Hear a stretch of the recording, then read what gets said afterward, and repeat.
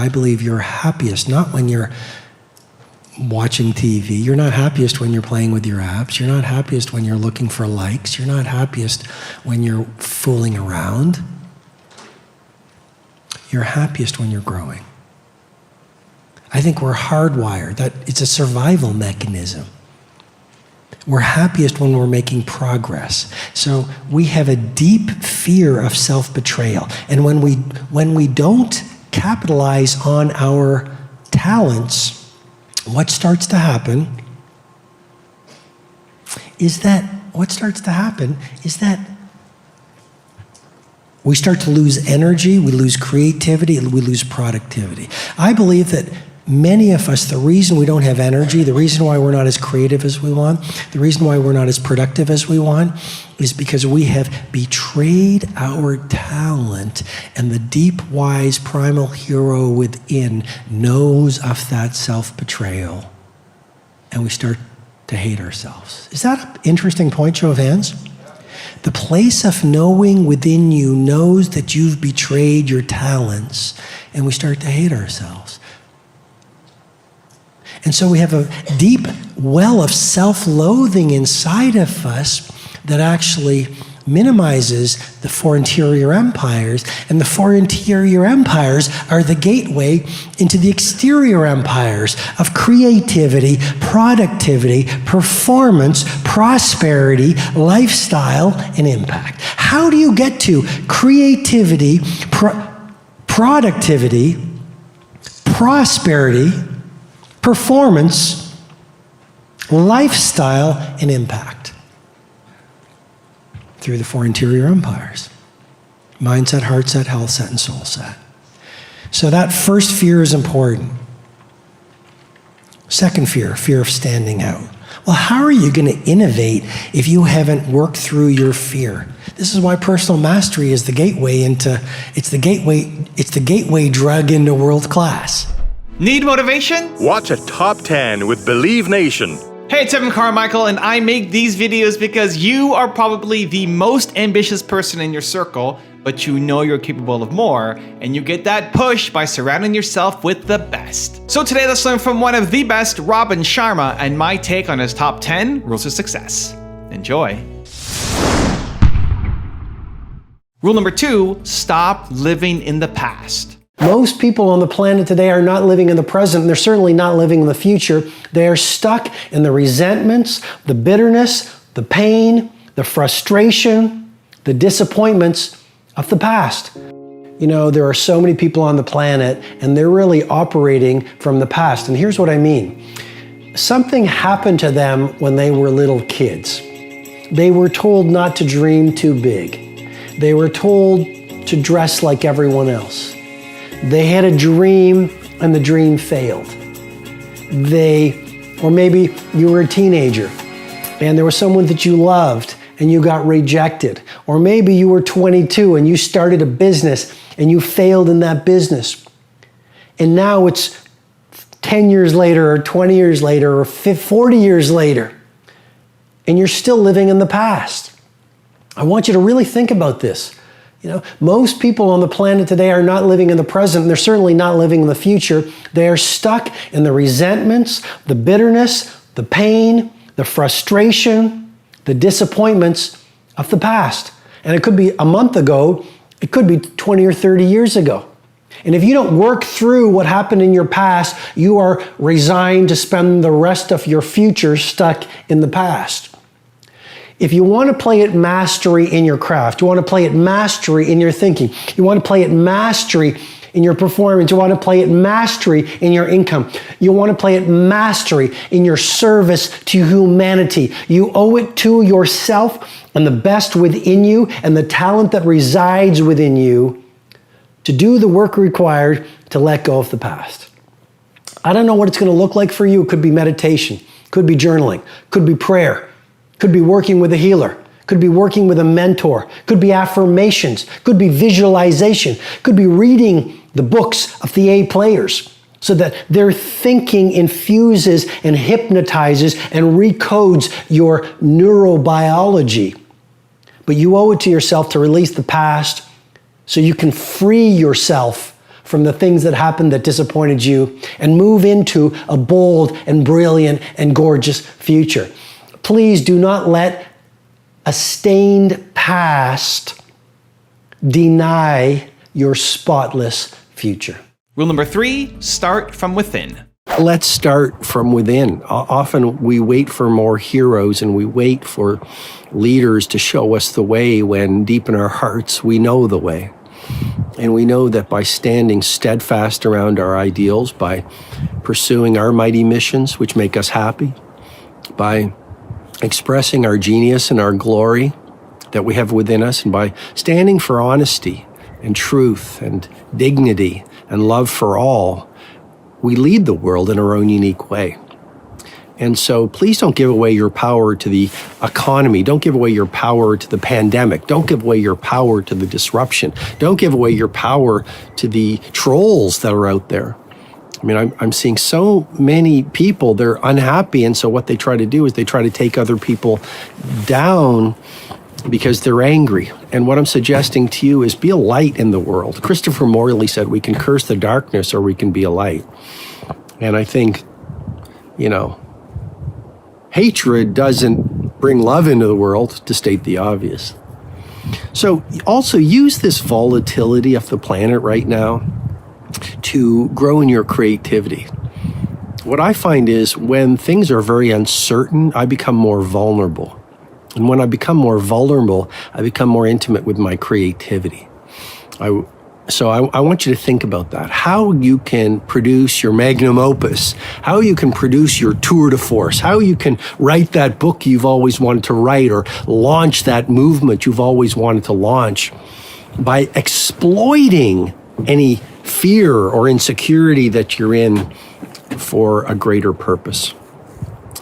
Along with creativity, productivity, we are at a war.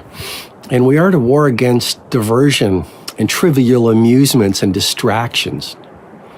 And, one of the keys, I'm writing a lot about it in the new book, is a key element of genius, your genius, is isolation. You've got to get away from the world to do your greatest work.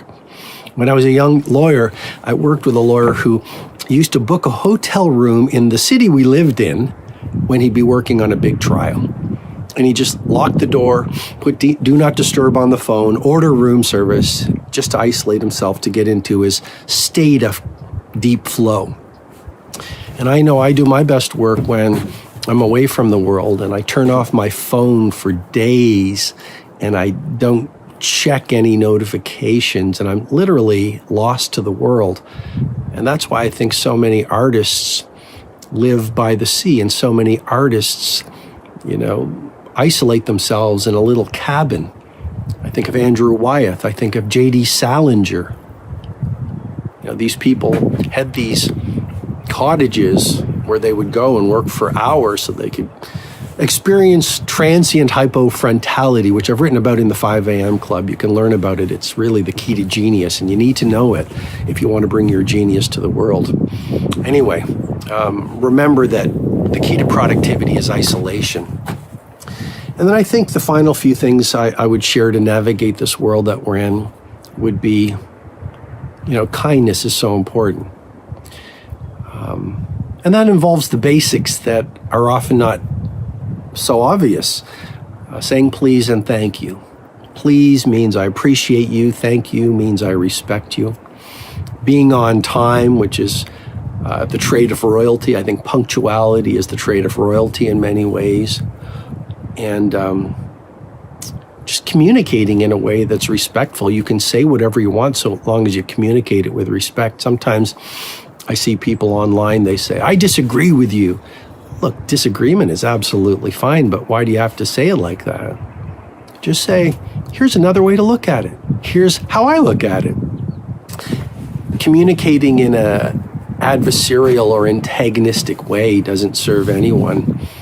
And I think what the world needs right now is more respect, more kindness, and more gentleness. Final thing I would say is make sure you have some fun. Even in dark times and uncertain times, there are still ways we can find gratitude. We can listen to the bird song I was reading about. With all the lockdowns, there's a city in India that finally is able to see the Himalayas after 10 years because there's so much less pollution now. So look for things to be grateful for, the bird song, a sunrise, a beautiful piece of poetry, a great sonata or other piece of music, the laugh of your child, a beautiful home-cooked meal. But make sure you find some time to experience the simple graces every single day because, you'll find them if you look for them. Rule number 4, never lose the white belt mentality. It is such a great pull when you start to move to higher grades of victory to stop doing the very things that made you successful, to stop learning, to stop going to art galleries, to stop having a mentor, to stop getting up early, to stop taking care of your health set, to stop polishing your beliefs. It is so easy to fall in love with success, and that's why being successful is actually very dangerous, because you might stop doing the very things that brought your magic to the world. So the fifth element of this deconstruction, if you want to continually be upgrading your performances, is to never lose that white belt mentality. Never think you're a master. Actually, one thing about masters, they never think they are masters. And the moment you think you are a master, the moment you think you're the most important person in every room that you're in, the moment that your ego screams more loudly than your hunger to grow and represent mastery, is the beginning of your descent into obsolescence and irrelevance. Also, to make sure you're actually taking action after watching this video, I've designed a special free worksheet just for this video. The worksheet will highlight all of the lessons learned in this video, as well as pull out our 3 favorite learnings and quotes that will inspire you to actually do something. The worksheet will also give you space to write down what your key takeaways are and your specific plan of action to make sure you're getting results. If you want the worksheet designed specifically for this video, absolutely for free, there's a link in the description below. Go click on it and start building the momentum in your life and your business. I'll see you there. Rule number 5, discover your creativity. Creativity. Oh, creativity is so important for every single one of us. When we were little kids, we had such creativity in us. Creativity is not just for poets and dancers and writers and filmmakers. Creativity is the birthright and the hallmark of every human being with a beating heart today. And so, if you're not feeling creative, if you're not downloading amazing ideas that are allowing you to disrupt your field and own your game and make the world a better place, it's not because you don't have genius in you. It's because you've masked or blocked your access to that genius. In the Circle of Legends, the model that I teach that has been revolutionary to my clients is the genius betrayal process. And it really speaks to a number of influences that act on us after the moment that we're born. It makes me think of what Picasso said. He said, it took me 4 years to paint like Monet, and it took me a lifetime how to remember to paint like a child. And so what happens is after we're born, we are influenced subconsciously by our parents who teach us as best as they know how the world works. We're influenced by our peers. We're influenced by our teachers. We're influenced as we get older by the media around us. We're influenced by the cultural beliefs that are entrenched in the nation that we lived in, or that we live in, of course. And so what happens is subconsciously, incrementally, every single day, we receive this messaging and this languaging that takes us away from who we truly are. And we lose our native creativity and our curiosity. A little kid is always saying, why? But sometimes that curiosity gets stuffed out of us by people saying, stop asking so many questions.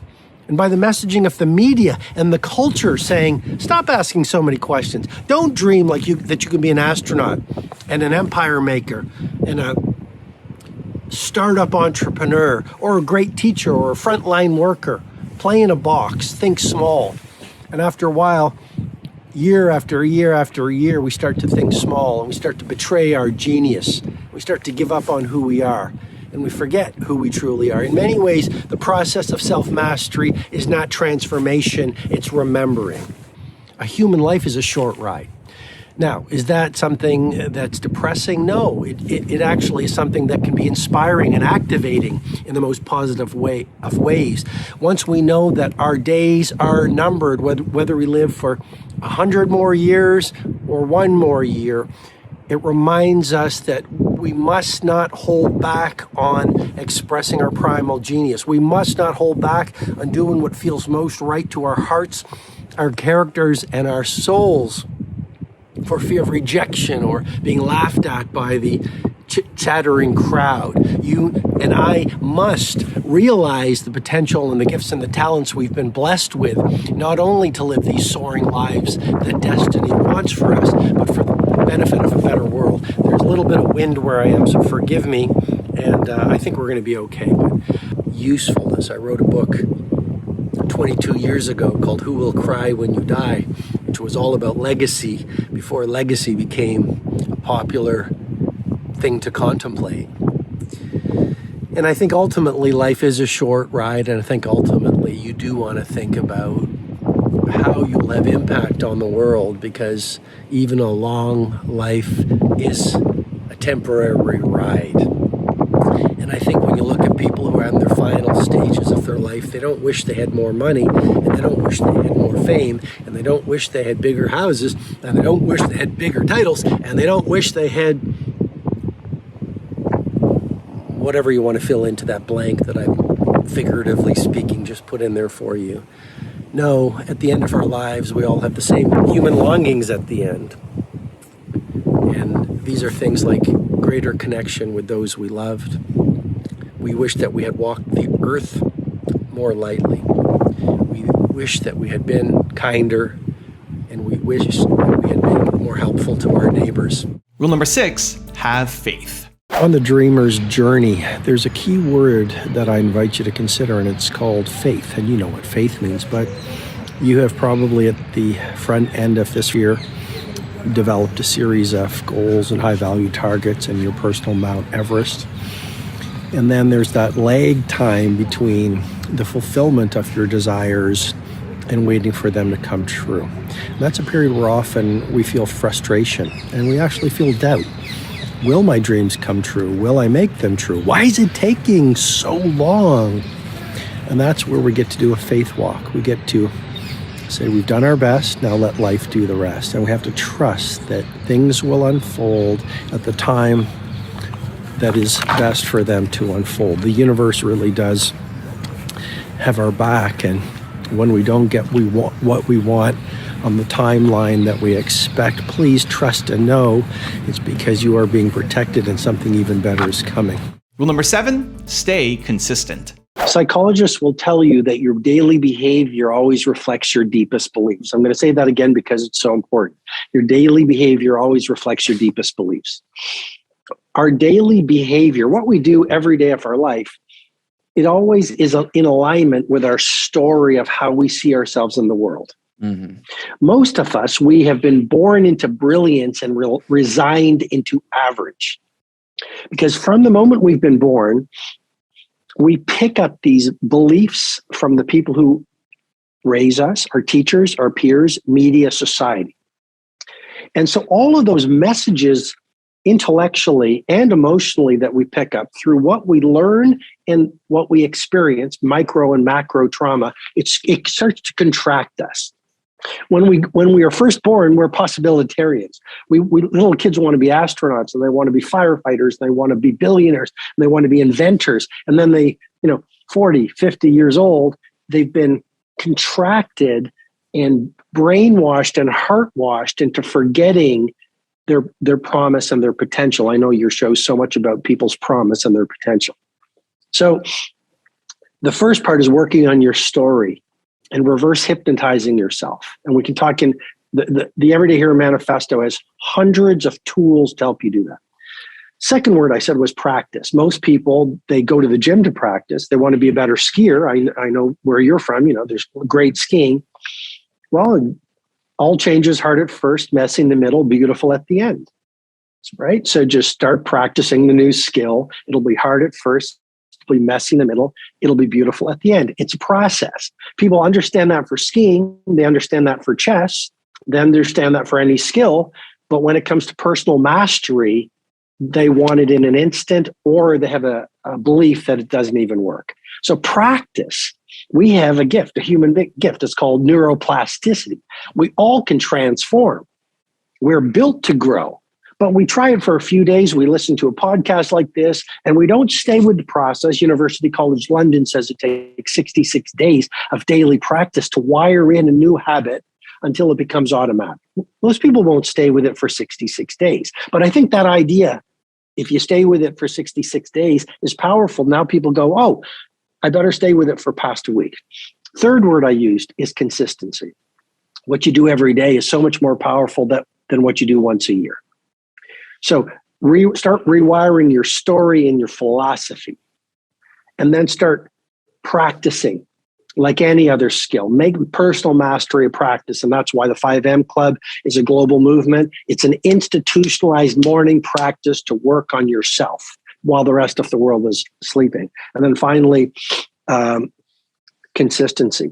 I do want to mention one thing, because there are a lot of messages in personal development that are so, they're so often said they almost sound boring and ubiquitous. And chase your fear is certainly one of those. Mm-hmm. But I do want to mention the Everyday Hero Manifesto it's a very disruptive book, and it's a very contrarian book. I've been in this field for 26 years, and the book is it's full of models that you really won't see anywhere else. Like one, if I can pull it up, but it's called the troll deconstruction, where I've actually deconstructed how to transcend why trolls do what they do. So it's like a whole deconstruction. There's a deconstruction on the Titans decline. My work with Fortune 100 companies, I deconstructed why great companies fall apart. There's a lot in the book that is very contrarian. For example, even everyone's talking about mindset. I talk about the 4 interior empires. Mindset's only one of them. Everyone's talking about hustle and grind. If you look at the science, hustle and grind actually doesn't make you more productive. Working in cycles of intense performance and recovery. So I just wanted to make that point that, the book is a very fresh book, and I'm really excited to bring it to people. Rule number 8, be a hero. I think the world has taught us that a hero is a Nelson Mandela, a Mother Teresa, a Rosa Parks, a Hedy Lamarr, an Albert Einstein, a Ludwig van Beethoven. And sure, those people are great heroes. They influence millions and millions of people. But what about the baker who rises at 4:30 in the morning and does their work like Picasso painted? What about the single mother or father, working as a gardener, long hours trying to put food on the table? What about in this world we live in, the frontline workers who risk themselves to serve their communities? What about the teachers? What about the poets who are toiling in anonymity for 20 years, pursuing their vision and their craft when no one really understands them, but they do it because they want to put honest work out into the world. And so I wrote the Everyday Hero Manifesto, Jeff. It's part handbook for exponential productivity. It's part manual for living a world-class life. And it's part instruction book for being a spiritual heavyweight on this planet that needs real heroes. And what I'm trying to do is remind people that you have heroism in you. We've been programmed out of believing our heroism. We haven't been taught the tools that allow us to exploit and express our heroism. But just because we don't think of ourselves often as heroes doesn't mean we are not meant for heroism and can't be heroic. So how would you define hero in this sense? Well, the book is there's so many different ideas. I mean, someone who pushes masterwork into the marketplace where there's so much mediocrity, definitely heroic. Yeah. Someone who is honest in a room of thieves is heroic.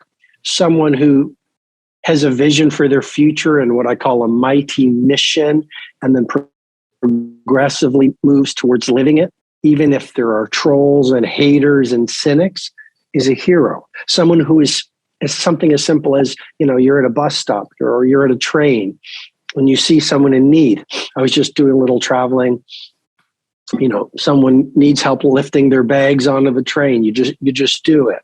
Or you see someone, have on an airplane, and you lift up their luggage into the overhead compartment because you think it's a polite thing to do. I mean, that's a small act of heroism. How about leaning into your fears? We all have these fears. Most people run away from them. There's a chapter in the book called Hugging Your Monster. And there's a story, there's this grand master, and he's walking up this mountain and he's leading his followers, and they're going to this great monastery. And once they eventually arrive at the monastery, Jeff, they see there's these 3 chained dogs outside of the monastery. And the other people grow a little bit, timid. And then eventually the dogs break free from the chains and they start running towards the group. The other people start running away, but the master does something interesting. He starts running directly towards the dogs. The dogs get even more excited and even more violent. They started running even more quickly towards the master. The master yawns and he laughs and he starts running even more quickly towards the dogs. Eventually, the dogs get scared of this master and they run away and they retreat. And the master yawns again and walks into the monastery. It's a very simple metaphor, but most people, what do? When the barking dogs of our fears run towards us, we run away. But doubts are liars and fears are thieves. And so running towards our fears and hugging our monsters and doing the things that frighten us, that's actually how we get our power back. Every time you do something you are frightened to do, you take the power you gave to the thing you were frightened to do back. And if you do it methodically, consistency daily, you eventually move toward fearlessness. That's heroic. Rule number 9, aim for sustainability. What makes legendary is longevity. I once had a client who did a course at Harvard Business School, and he said, the professor kept on reminding us or asking us, is it sustainable? Is it sustainable? Is it sustainable? So the first thing that anyone who wants to build a world-class company needs to think about is, how can we play for the absolute long run and sustain our success? It's hard enough to get to world-class, but what makes the legends is they sustain world-class. An NBA superstar, it's great to get an NBA world championship. The legends sustain it for 7 years or 10 years, like a Michael Jordan, or look at someone like a Kobe Bryant, who had such a long career. So you want to think about Tom Brady, who just retired. 24 years or something. Crazy. Brilliant example. Yeah. Brilliant example. And I think one of the things that allows a company, first of all, we could deconstruct the whole thing. You've got to be different. So many companies are copying what everyone else is doing because they don't have the bravery to be unique. What you want to do is we are paid as entrepreneurs and leaders to push magic into the marketplace. If you're not pushing outright magic, Everyday Hero Manifesto, 16 months of obsession in the pandemic is how I wrote it. I wanted every line perfect. We are paid not to push mediocrity. And I think that's what the culture sells us.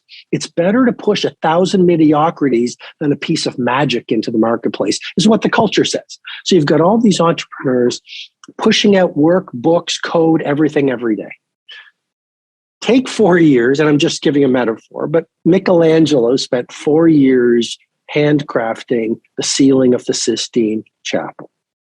Taj Mahal took 22 years. Even one thing that Steve Jobs learned at Pixar, 4 years for every movie. And after he came back to Apple, he brought that philosophy. 4 years for the iMac, 4 years, and then the iPod came out. So one thing, be absolutely different. Raise your standards to push magic into the marketplace, because we are paid to push out product that stuns people with their value. Why else do companies fail? They get more interested in getting their name on monuments than building the great companies. There's a slave, the Roman military commander called the Dux had a slave, and the slave's job was to whisper in his ear, memento homo, memento homo, memento homo. Remember, you're just a man. And what I've seen with so many, I've mentored many billionaires.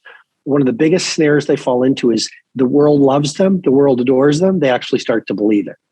I know we don't have time to get into the whole deconstruction on the Titans decline, but one of the biggest traps people fall into is they forget that it is your customers who you serve. These are the people who put food onto your table. So keep on becoming obsessed with how may I deliver more value to these people than they have any right to receive. And keep on innovating, inventing, getting hungry, getting even better. And rule number 10, the last one before some very special bonus clips, is never be completely satisfied. We all want to be satisfied. We all want to be happy. We all want to wake up every day and go through life feeling a sense of joy. But there is a great danger in being completely satisfied. When I work with the billionaires and the titans of industry and the Hollywood superstars, here's what I notice. They're never satisfied. Now, sometimes if you don't manage that unsatisfaction, you're going to be a very unhappy person. I'm just reporting on reality. A lot of the true titans, it's never enough. They are always dissatisfied. They always want to work their craft better. They always want to have more influence. They always want to have greater impact. They always want to grow their movement. So just remember that first element of this deconstruction. Satisfaction breeds stagnation. You want to be joyful and grateful, and yet at the same time, you never want to lose the fire in your belly to be better, to materialize more of your primal genius, to offer value to more people, and to grow the very thing that you do. There's a line in the book which it comes from the Spartan warrior credo: sweat more in training and you'll bleed less in war. Yes. Victories are won before you even step onto the field. You look at Kobe Bryant, for example, or Shaq or LeBron or Federer or Serena. These people made the moves they made that won them the championship, not because of what they did on the championship court. It was their sweaty, disciplined practice at 5 a.m. while the rest of the world was not watching that allowed them to automate world class in times of pressure. So you're right. 5 a.m., getting up at 5 a.m., joining the 5 a.m. club, giving yourself that time in the quietude when it's the time of least distraction to do the work we're talking about will revolutionize any human life. That's why I say it's the mother of all habits. That's why I'm so passionate about it. What's the impact that you want to have on the world? I want to remind people of who they truly are. And when they see Nelson Mandela or Oprah Winfrey, they say, they did it. But legendary is simply a testimony to ordinary people who thought differently, felt differently, and did different things, and thereby became who they were. And if they can do it, I can do it if I go all in. Anyone who is not living at absolute world class, you are your own worst enemy. But because it's so subconscious, if you haven't done the deep inner work, we blame it on, it's the supplier. It's the market is contracting. It's a hard time in the global economy. The reality is there are people out there at every possible domain of wealth who are doing amazing things. If you're not living your dream life or at your absolute best, it's because you're in your own way. And what is the solution? It's working not just on mindset like so many people are talking about. Mindset, heart set, health set, soul set. And getting that, acupuncture might be the way to do it, plus hypnotherapy could be doing it, and could be massage, and it could, all that inner work that a lot of people go, that's not for me. Well, that's how you move through the blocks of your shadows that are covering your primal genius. There's a concept I teach, Marie, called the 5 great hours concept. You see, this 12-hour workday or 8-hour workday comes from the industrial era, where the more we work, the more tires we could make or more cars we could produce. But we're cognitive workers now. We're creative workers. Our ideas are the currency of our success right now. 5 great hours is simply this. I believe that you don't need to work any more than 5 great hours every day, because Just think about it. If you knew how to set up your ecosystem, if you created what I call that tight bubble of total focus, if you worked without your phone, if you use some of the ideas that are in the book, basically your 5 hours would be equivalent to most people's 12 hours or even a few days of work. And so I teach people work from 8 o'clock till 2 o'clock, and then at 2 o'clock, go to an art gallery, go get a massage, go get on your mountain bike. I mean, 5 incredibly powerful hours every day. You don't need to work any more than that. If you give yourself that 1 hour that I call the victory hour, free from distraction, free from interruption, what you're doing is you are building an inner core of heroism and undefeatability so that 6 o'clock you feel fundamentally different. Your neurobiology is on fire. Your metabolic rate is higher. You know this. You've actually connected with your values. If you've taken some time to journal, you've connected with your mountaintop, you're grounded in what's most important, you've practiced some calm, and you've even done some learning. You're far more intentional, stronger, and energetic and creative by 6 o'clock. Then you go out into our messy world where there's confusion and you face challenges, and but you're not busy being busy. You're monomaniacally focused on the few things that will get you to your Mount Everest.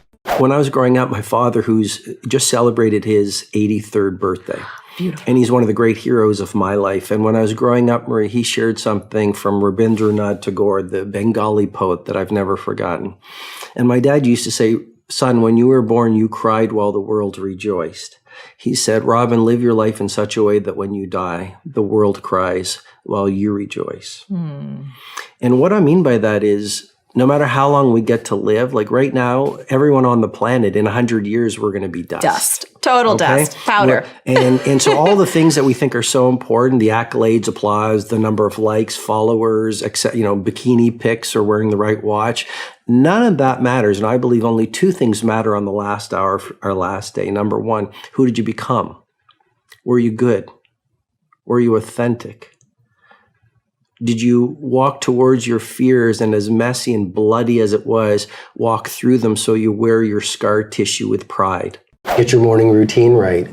One of the key themes in the 5 a.m. Club is, as you start your morning, so you construct and build your day.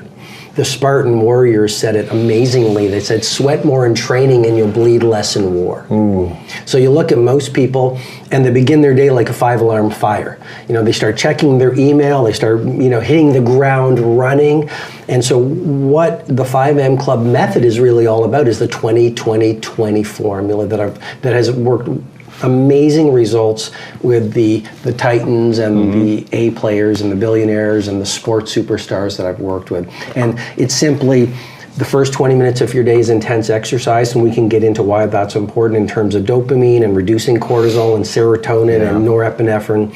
And then after that, the second 20-minute pocket, which we can get into, is all about reflection, which is where journaling, meditation. It's journaling and it's meditation and it's visualization, and you can do some affirmations. And guess what? You could just sit there in solitude and think. I mean, the great heroes of the world were more thoughtful than ordinary people. You said that everybody should have core values. What are some of your most deeply cherished core values? Service above self. In other words, contribution, impact, service. Number 2, family. I mean, if I could be 1/10 of the human being my 2 children are, I'd be amazing. Family, I've worked very hard, but I've really worked hard on my family too.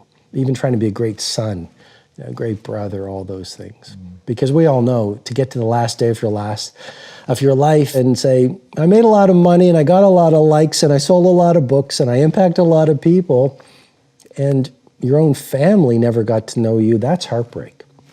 3rd value, I'm an aesthete, the French word, lover of beauty. That's why I love Los Angeles. Like, we were coming over here and it's like, there's flowers, it's whatever time of the year, there's flowers everywhere, So I love beauty in art and food and people and sunsets, and that's why I love Rome so much. Now, that 4th value would be vitality. You know, I really do believe that one of the keys to legendary is longevity.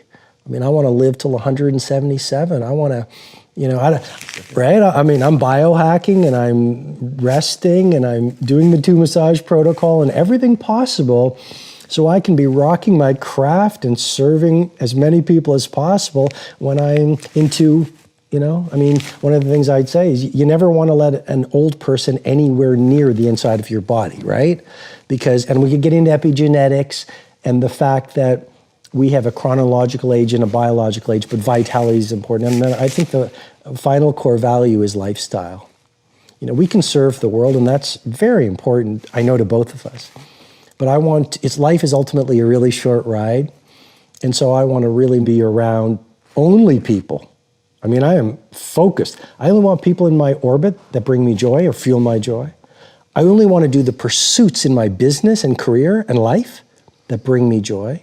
And I only go to places where I feel joy. I think there's just an opportunity for people when they bring their full presence and their heart to their work. You will be seen now, given the landscape, as extraordinary. In the 5 a.m. Club, I call it a GCA, a gargantuan competitive advantage. Yes. It has never been so uncrowded at world class because so few people are doing the fundamentals of world class. Yes. So few people literally sit down in blocks of time, create what I call a tight bubble of total focus, and do real work versus fake work. I would say pleasing comes from fear. And a lack of standing in your true power. There's a distinction I make in the 5 a.m. Club between fake power, big office, for example, lots of money, jets, titles. That's fake power. True power is Mother Teresa, Mahatma Gandhi. He died with under 10 possessions. That's true power. He did not get his power from who he was in the world and by pleasing people. He got his power by intimacy with his highest nature. That's true power. So what's the difference between pleasing and service? Pleasing comes from scarcity and fear, self-loathing and insecurity. If they don't like me, then I'm not enough. Well, you know, any great genius, the great women and men of the world stood alone even if they were an army of one. Galileo, Coco Chanel, Catherine Graham, Shakespeare, Jean-Michel Basquiat. If you look at the great producers of the planet, they were ridiculed before they were revered. You can change the world or you can be liked by everyone. You don't get to do both. So service comes from, here's my vision. Maybe it's the internet, maybe it's Apple, maybe it's, you know, writing a book or a movie. Here's my vision. And even if the world laughs at me, I am so strong in my vision to serve, to disrupt the field, to bring on value, and to live my truth, that even if they shoot me and take a bullet, I will continue at all costs. That is a titan. That's a legend. But a lot of us have not done the inner excavation. And that's why I go back to the 4 interior empires. That's why the 5 a.m. Club, 5 to 6, the victory hour, doing the protocols that I teach in the book is transformational. Because the doorway to success doesn't open outward. If you get it inward and build that core, that warrior meets poet self, you go out in the world, you're powerful. I believe there are actually 3 other interior empires that complete the personal heroism equation. Mindset, is it important? Absolutely, because that's your psychology. Your daily behavior reflects your deepest beliefs. Unless you upgrade your psychology, then your behavior will always be limited. And no question, positive thinking is important. But there's a chapter in the book called the Big Lie of Positive Thinking. Yes. I can get into that. But Yes. so your mindset's important. Having said that, there are 3 other interior empires. The second is your heart set. Now, a lot of people, I know so many entrepreneurs and industry titans and professional sports superstars follow your work. This could sound like a little flaky and weak. Actually, it's incredibly powerful to purify your heart set, because your mindset is your psychology. Your heart set is your emotionality. Yeah. We are, as human beings, we have emotions. It was a wide open heart that allowed Beethoven to do the Moonlight Sonata. It was a wide open heart that allowed Shakespeare to do his work or Hedy Lamarr to invent. If you look at the most successful, even industry titans, these people are being driven by a compelling cause. Steve Jobs did what he did, not because he cared about money. Steve Jobs did what he did because he was an artist who wanted to bring great beauty to the world. I heard an interview yesterday, tributes after his death, from people who knew him. And they said he was, yes, he would get angry because he was so invested in his mighty mission in making the world a better place. He was almost evangelical. He was almost evangelical. Yeah. There was one thing, I found this so fascinating. He called one of his designers 2 a.m. when they were working on the iPhone. Designer wakes up, yes, Steve. He says, Steve Jobs says, well, you know, in the back of the iPhone, there's 3 screws. Designer says, but that's inside. No one's ever going to see those. Don't worry, Steve. Steve Jobs says, yes, but we know those 3 screws are there and 2 screws are going to be much better. Fix it. Yeah.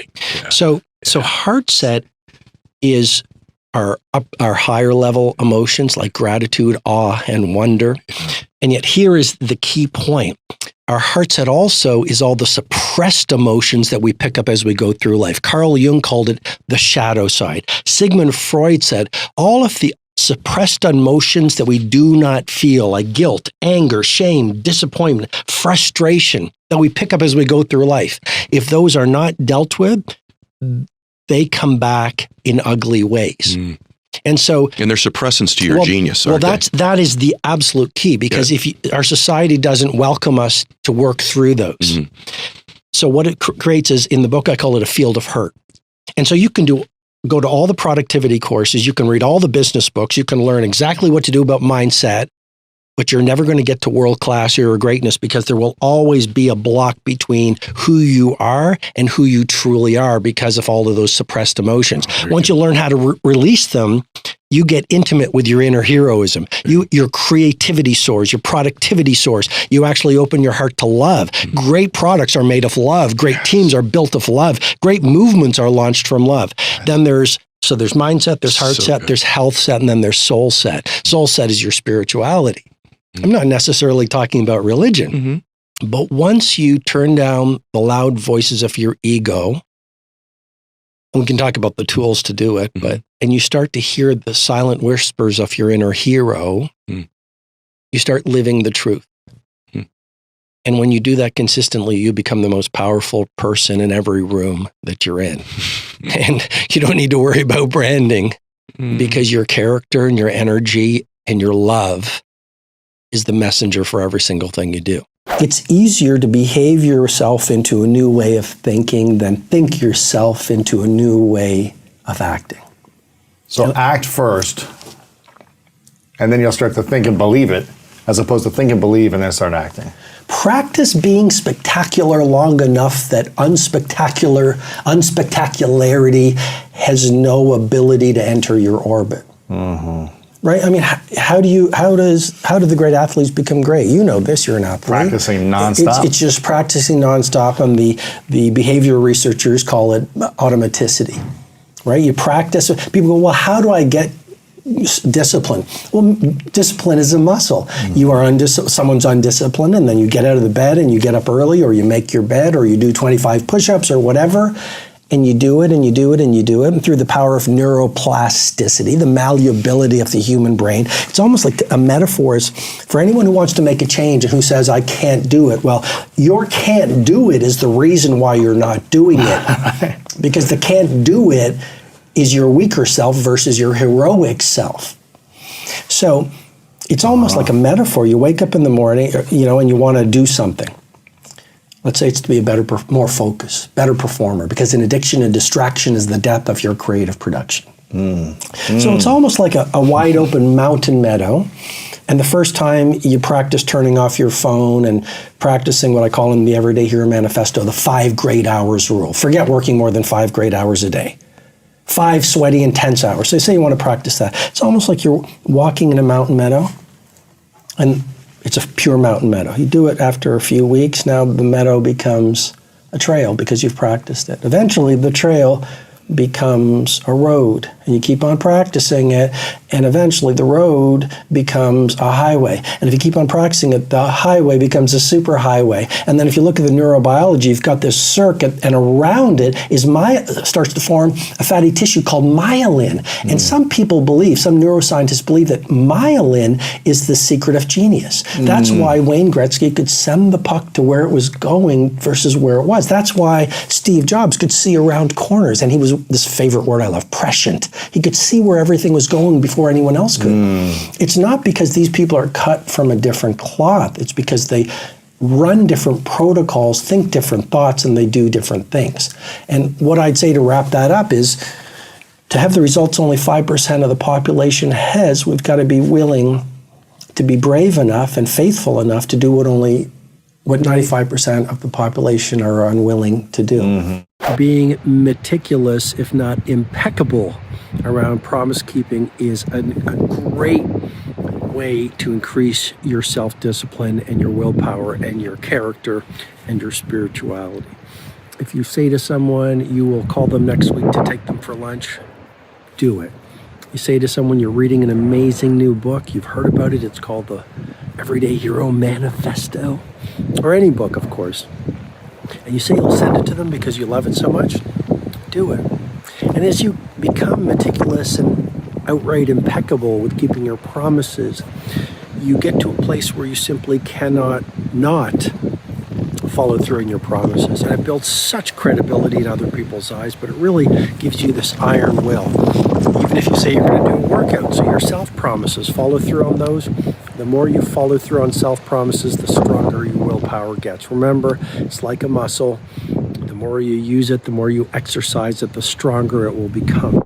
There are only two reasons why we are alive, and I think if we strip away the accessories and the trinkets that the world sells to us as the metrics of success, like how many social media likes do you have, how much money do you have, how much fame.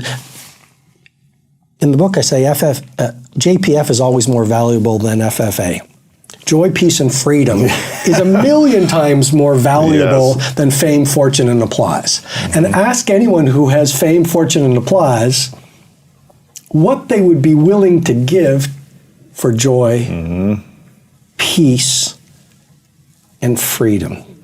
So we get to live, the great thing about being human is we get to live as we wish, and I'm in no position to judge how anyone's living. Personally, I believe when we get to the last hour of our last day and we strip away all the things so many people are chasing, I deeply believe only two things will matter.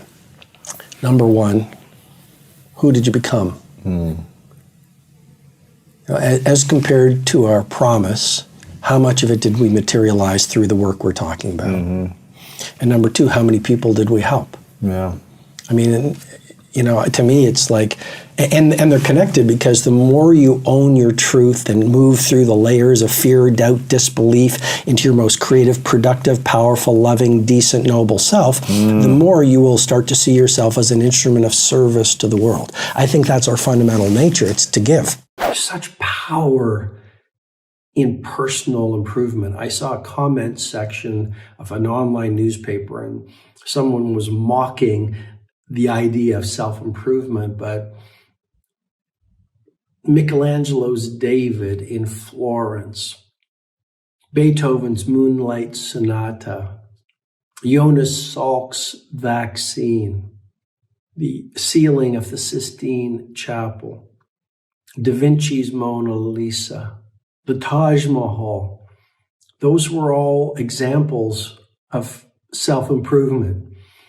Our civilization has got to where it's at right now through the progress of people who improve themselves by reaching deep within themselves and saying, I am more than I currently am, and I have a vision, and I will materialize it when it's easy, when it's hard, when it's dark, when there's sunshine, when I'm doubtful, when I'm confident.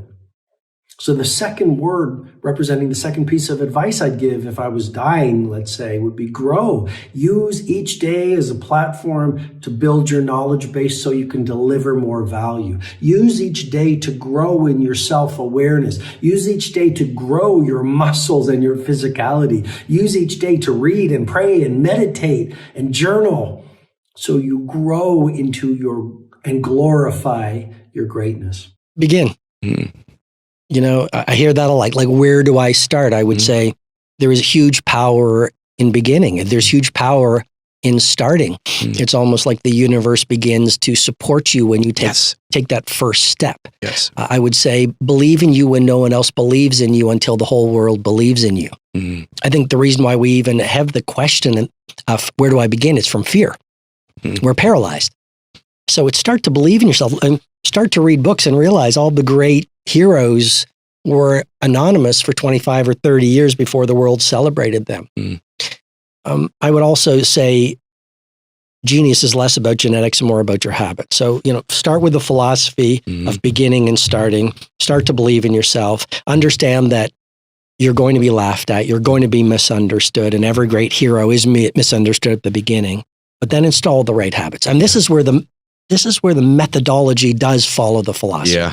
Once you get the philosophy, which is just the truth, what do you want your life to stand for? You know, what's most important to you? What are your big five for the rest of your life? What are the key values and beliefs you want to live by? Once you get the philosophy calibrated and you don't follow the world's philosophy, you have the bravery and wisdom to trust what feels right to you.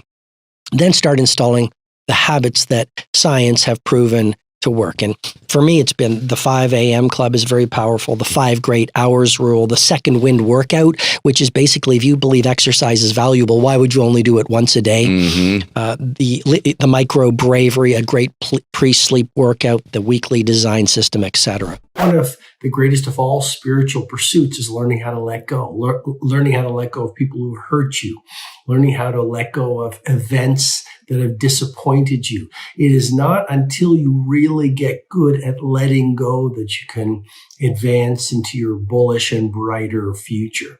And how do you let go? Well, you can journal about it. You can make a conscious intention to just let go. Or maybe you let go by philosophical understanding that the people who might have hurt you were doing the best that they could do based on where they are at in their evolution. And that people who are hurting hurt other people. Or maybe you can let go by prayer or auto-suggestion or meditation or visualization. So the first philosophical point is let go. I think a bad day for the ego is a great day for the soul. And, you know, you were talking about people who say, well, maybe I don't want to get up at 5 a.m. It's not for me. And here's why I can't do it. And one thing I've realized is we become victims when we recite our excuses, and we recite them so many times, we actually believe they are true.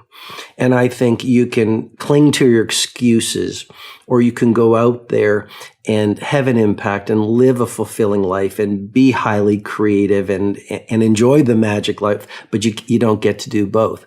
And so you're right. No one's saying, burn yourself out and hurt yourself or anything like that. I think there's a whole chapter in the 5 a.m. Club on the essentialness of rest. I believe that elite performance without deep recovery leads to depletion of all your assets of genius. So I think it's self-awareness to know when should you rest, when should you pull back, when should you give up from a project, or when you should just continue past your limits so you can find new horizons. And that's about getting to know yourself. But I think growth comes from stretching ourselves. There's a lot of emerging science saying, here's the reality, and anyone who wants to dismiss it is denying science, which is planet Earth is a tiny planet in a galaxy of trillions of planets. My friend Deepak Chopra was on my stage at one of my events a few months ago. He's a lovely man. He just radiates goodness. And he took us on a tour de force about cosmology, and he's been a pioneer for so many years. And he confirmed the science, which is we are all part of an energy source, whatever you want to call it, God, nature, life. And you're absolutely right, Jay. Your intentions are creative. So we could come at it from a cosmological point of view. When you say, here's who I want to be. You know, this morning in my journaling, I'm going to meet Jay. I'm so delighted and blessed that he's invited me on his show because he influences so many people. How may I serve? That intention, hopefully, is creative. So we're very powerful. I'll come at it another way, which is epigenetics. Epigenetics, as you know, stands for the emerging field of science, which is you are not your genome. The old school said, your DNA, what you get from mom and dad, that's your destiny.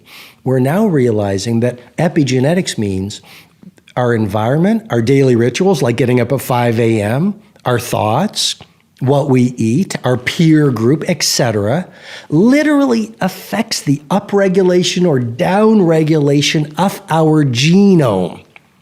What does that mean? It means if you believe in yourself, if you do the work in the journaling, if you get up at 5 a.m. and do that victory hour and go through the 20-20-20 formula, you literally are recalibrating who you will become out in the world. So you're absolutely right. Then you start channeling your intentions and you start stepping into your power. Like, we are awesomely powerful beings. Most of us have blocked our intimacy with our true power. Getting big things done. You know, you mentioned it in the introduction. It's like ferocious, like a warrior when it comes to execution. Like, great leadership is less talk and more do.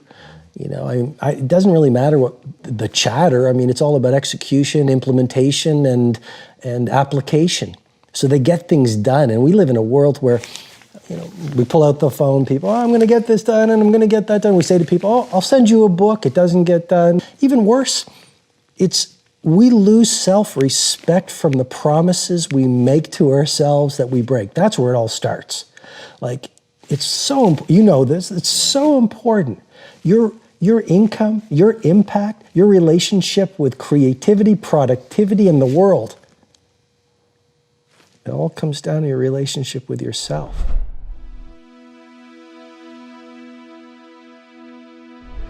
Because you made it this far in a video, I want to celebrate you. Most people start and don't finish. Most people never actually follow through. Most people say they want something, but they don't ever do the work to actually get it. But you are different. You are special. Believe Nation, you made it here all the way to the end, and I love you. So as a special celebration, if you put a hashtag believe down in the comments below on this video, I will showcase you and celebrate you somewhere on the screen in a future video because you are awesome. For 10 more amazing rules from Simon Sinek, check the video right there next to me. I think you'll love it.